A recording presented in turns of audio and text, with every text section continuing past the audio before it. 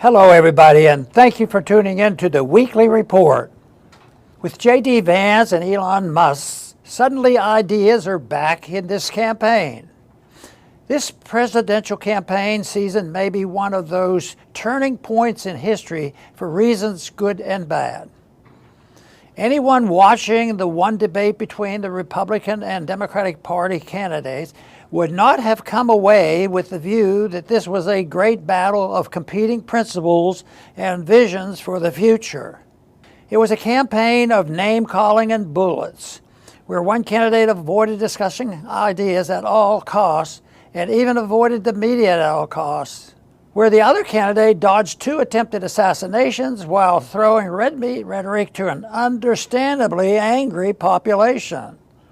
It was a campaign where, more than ever, the mainstream media completely abandoned any idea of being a neutral source of information and instead jumped into the ring on the side of one candidate. In the one debate between presidential candidates, the mainstream media went so far as to fact-check one of the candidates while giving the other a pass. The fact-check turned out to be misinformation, something the mainstream media excels in. But they have long figured out that by the time the actual facts are in, people have already absorbed the falsehoods. According to the Conservative Media Research Center, mainstream media coverage of the Trump campaign was 85% negative, while its coverage of the Harris campaign was 78% positive. If accurate, it explains why the public holds the media in such contempt. What felt missing in the campaign was a discussion of the real issues we are facing. The destruction caused by the interventionism in our economy, in our lives, and in the rest of the world. There was no talk about the Federal Reserve and how it hurts the middle class, helps the wealthy, and greases the war machine. Then, at the tail end, things got interesting.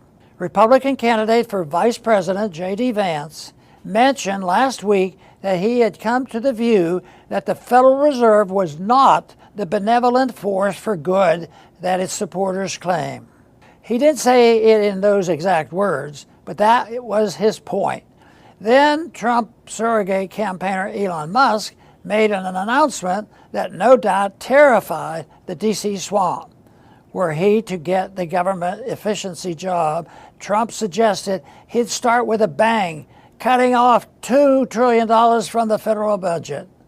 We even had a little fun with it.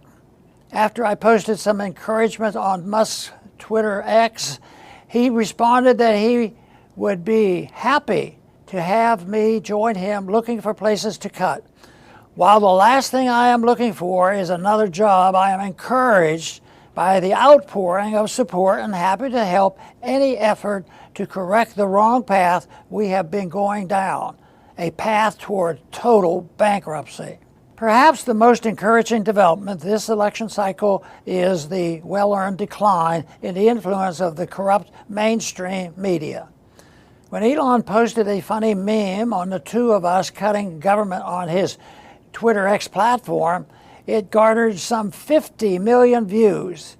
Compare that to the steady decline of mainstream media viewership. An alternative way of reporting and analyzing the events of our time is emerging on the ruins of the legacy media, and it's driving them insane. Good. Thanks for listening.